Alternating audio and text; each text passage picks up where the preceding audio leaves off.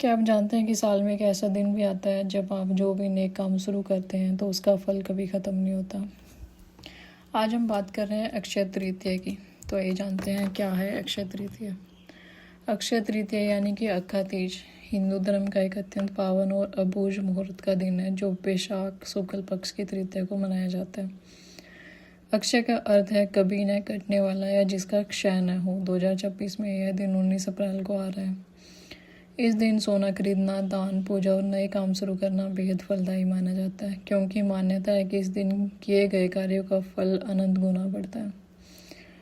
अक्षय तृतीया का सर्वसिद्ध मुहूर्त के रूप में विशेष महत्व है। मान्यता है कि इस दिन बिना कोई पंचांग देखे कोई भी शुभ व मांगलिक कार्य जैसे विवाह, गृह प्रवेश, वस्त्र आभूषणों की खरीदारी या घर, भूखंड, वाहन आदि की खरीदारी से संबंधित कार्य किए जा सकते हैं। नवीन वस्त्र, आभूषण आदि दान करने और नई संस्था, समाज आदि की स्थापना या उद्घाटन का कार्य श्रेष्ठ माना जाता है। पुराणों में लिखा है कि इस दिन पितरों को किया गया दान या तर्पण और किसी प्रकार का दान अक्षय फल प्रदान करता है। इस दिन गंगा स्नान करने से तथा भगवत पूजन से समस्त पाप नष्ट हो जाते हैं। यहाँ तक कि इस दिन किया गया तप, जब हवन, स्वाध्याय और दान भी अक्षय हो जाता है। यह तिथि यदि सोमवार तथा रोहिणी नक्षत्र के दिन आए तो इस दिन किए गए दान, जब तप का फल बहुत अधिक बढ़ जाता है। इसके अतिरिक्त यदि यह तृतीया मध्याह्न से पहले शुरू होकर प्रदोष काल तक रहे तो बहुत ही श्रेष्ठ मानी जाती है। यह भी माना जाता है कि आज के दिन मनुष्य अपने या स्वजनों द्वारा किए गए जाने अनजाने अपराधों को सच्चे मन से ईश्वर से क्षमा प्रार्थना करें तो भगवान उसके अपराधों को क्षमा कर देते हैं, उसे सद्गुण प्रदान करते हैं। अतः अक्षय तृतीया के दिन अपने दुर्गुणों को भगवान के चरणों में सदा के लिए अर्पित कर उनसे सद्गुणों का वरदान मांगने की परंपरा भी है। अक्षय तृतीया के दिन ब्रह्म मुहूर्त में उठकर समुद्र व गंगा स्नान करके तथा सांचित होकर भगवान विष्णु की विधि विधान से पूजा करने का प्रावधान है। नैवेद्य में जौ व गेहूं का सत्तू, ककड़ी और चने की दाल अर्पित किया जाता है। तत्पश्चात फल, फूल, पात्र तथा वस्त्र आदि का दान करके ब्राह्मणों को दक्षिणा दी जाती है। ब्राह्मण को भोजन करवाना कल्याणकारी समझा जाता है। मान्यता है कि इस दिन सत्तू अवश्य खाना चाहिए तथा नए वस्त्र और आभूषण पहनने चाहिए। गौ, भूमि, स्वर्ण पात्र इत्यादि का दान भी इस दिन किया जाता है। यह तिथि वसंत ऋतु के अंत और ग्रीष्म ऋतु का प्रारंभ का दिन भी है। इसलिए अक्षय तृतीया के दिन जल से भरे घड़े, कुल्हड़, सकेरे, पंखे, कड़ाऊ, छाता, चावल, नमक, घी, खरबूजा, ककड़ी, शक्कर, साग, इमली, सत्तू आदि गर्मी में लाभकारी वस्तुओं का दान पुण्यकारी माना जाता है।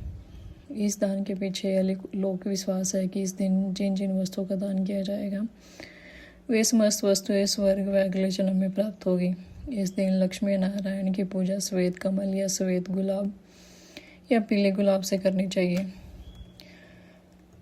अक्षय तृतीया की प्रचलित कथाएं। अक्षय तृतीया की अनेक व्रत कथाएं प्रचलित हैं। ऐसी एक कथा के अनुसार प्राचीन काल में एक धर्मदास नामक वैश्य था।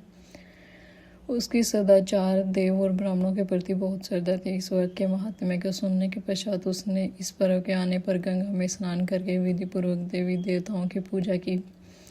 व्रत के दिन स्वर्ण वस्त्र तथा दिव्य वस्तुएं ब्राह्मणों को दान दी। अनेक रोगों से ग्रस्त व वृद्ध होने पर भी उसने उपवास करके धर्म, कर्म तथा दान का पुण्य किया। यही वैश्य दूसरे जन्म में कुशावती का राजा बना। कहते हैं कि अक्षय तृतीया के दिन किए गए दान व पूजन के कारण वह बहुत धनी प्रतापी बना।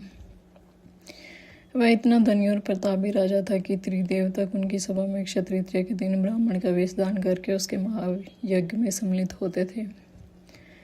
अपनी श्रद्धा और भक्ति का उसे कभी घमंड नहीं हुआ और महान वैभवशाली होने पर भी वह धर्म मार्ग में से विचलित नहीं हुआ। माना जाता है कि यही राजा आगे चलकर राजा चंद्रगुप्त के रूप में जन्मा। स्कंद पुराण और भविष्य पुराण में उल्लेख है कि वैशाख शुक्ल पक्ष की तृतीया को रेणुका के गर्भ से भगवान विष्णु ने परशुराम रूप में जन्म लिया। कोंकण और चिपलून के परशुराम मंदिरों में इस तिथि को परशुराम जयंती बड़ी धूमधाम से मनाई जाती है। दक्षिण भारत में परशुराम जयंती को विशेष महत्व दिया जाता है। परशुराम जयंती होने के कारण इस तिथि में भगवान परशुराम के आविर्भाव की कथा भी सुनी जाती है।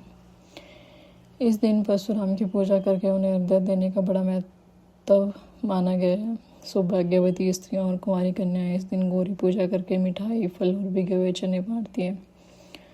गौरी पार्वती की पूजा करके धातु या मिट्टी के कलश में जल, फल, फूल, तिल, अन्न आदि लेकर दान करती हैं।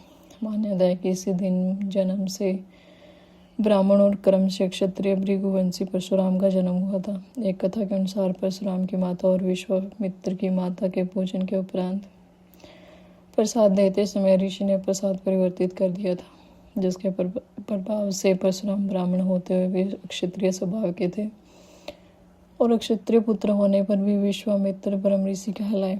उल्लेख है कि सीता स्वयंवर के समय परशुराम जी अपना धनुष बाण श्री राम को समर्पित कर सन्यासी का जीवन बिताने अन्यत्र चले गए। अपने साथ एक परशु रखते थे, तभी उनका नाम परशुराम पड़ा। बुंदेलखंड में अक्षय तृतीया से प्रारंभ होकर पूर्णिमा तक बड़ी धूमधाम से उत्सव मनाया जाता है, जिसमें कुंवारी कन्याएं अपने भाई, पिता, गांव, घर और कुटुंब के लोगों को शगुन बांटती है और गीत गाती है। अक्षय तृतीया को राजस्थान में वर्षा के लिए शगुन निकाला जाता है। वर्षा की कामना की जाती है। लड़कियां झुंड बनाकर घर घर जाकर शगुन गीत गाती हैं और लड़के पतंग उड़ाते हैं। यहाँ इस दिन 7 तरह के अन्नों से पूजा की जाती है। मालवा में नए घड़े के ऊपर खरबूजा, आम के पल्लव रखकर पूजा होती है। ऐसा मान्यता है कि इस दिन कृषि कार्य का आरंभ किसानों को समृद्धि देता है। जय माँ गौरी, जय श्री हरि विष्णु, जय अक्षय तृतीया।